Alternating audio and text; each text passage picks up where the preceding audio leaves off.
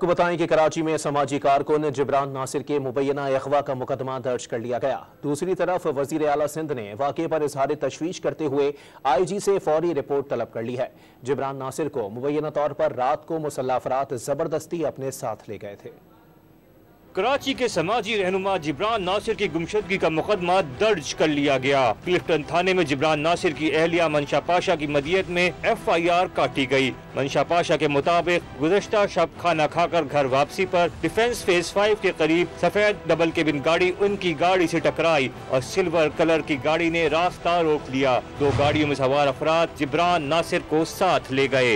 हम डिनर से वापस आ रहे थे घर की तरफ ही, तो गाड़ी ने एक बड़ी गाड़ी थी वाइट वीगो, उसने हमारी गाड़ी को इंटरसेप्ट करके और ऑलमोस्ट क्रैश करके तकरीबन 15 लोग थे पिस्टल्स के साथ। उन्होंने ज़बरदस्ती वो मेरे शौहर को लेके चले गए।